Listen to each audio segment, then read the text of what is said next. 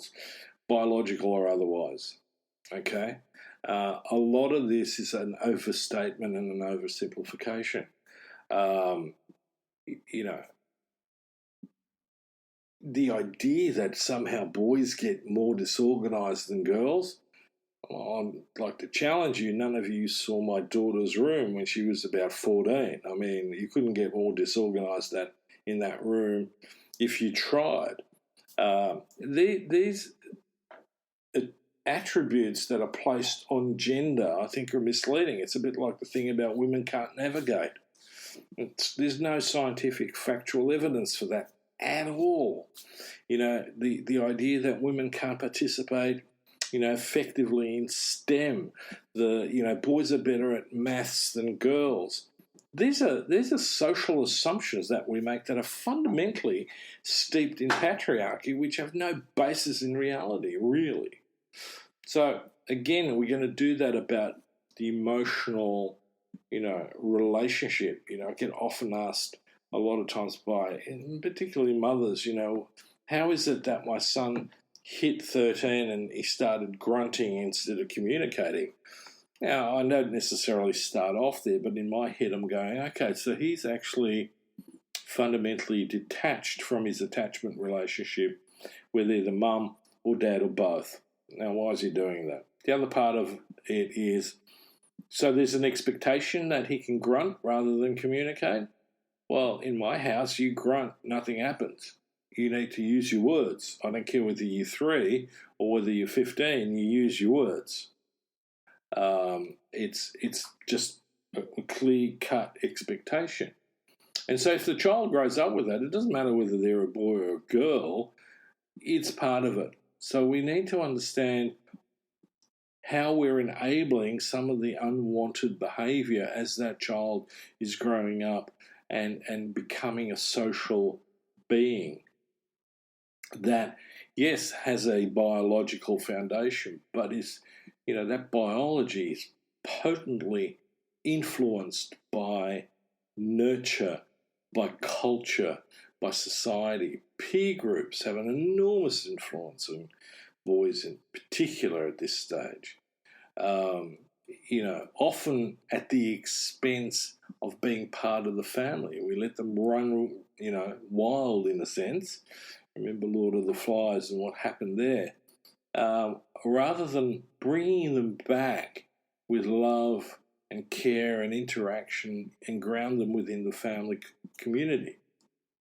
So that's a really important aspect. Now, one of the things that I think is lacking culturally at the moment is that family, community, society, the system seems to be at odds with one another. And I know I might sound like an old fart, but in my day, if I came home and I complained about the teacher, my parents didn't go and hassle the teacher. They basically looked at me and went, "What did you do?" Rather than, questioning the teacher's competence, professionality, and so on. Most kids want to get off the hook when they've done something wrong, and they sort of gild the lily a little bit about their behaviour so they look better. If that means throwing the teacher under the bus, well, why not? And especially if they think that mum and dad aren't going to question their side of the story. So I think we need to use some common sense around this a bit, okay? So in all of this, right, what's the takeout? The takeout is dads, with the earliest opportunity, bond with your boy, right? But not just in play, but in being and living within the family, within the relationship with your partner. Okay, so you take your share in the sort of physical and emotional care and nurture, right? Don't need to do a big song and dance about that. This is just what happens on a day-to-day basis.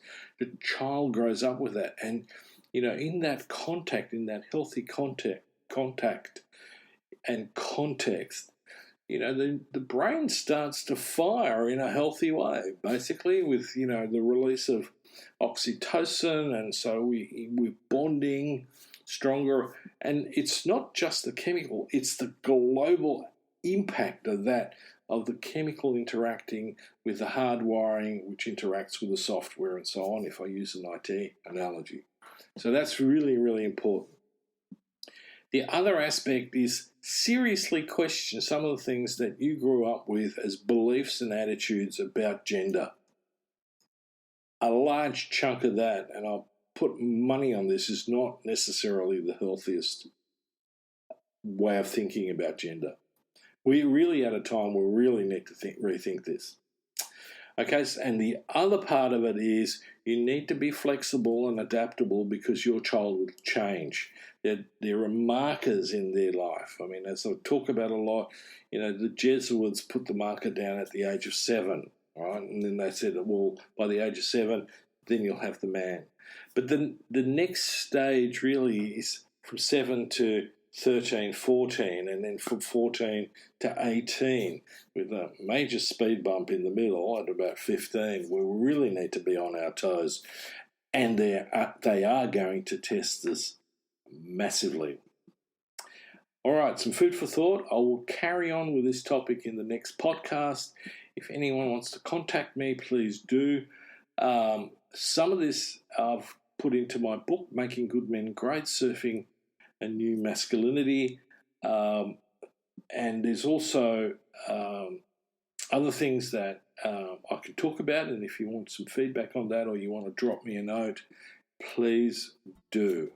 I really appreciate an interactive process with the audience. Until next time, take care. Thank you for listening to Inspire Change with Gunter. Gunter Swoboda does individual and group coaching for men looking to grow.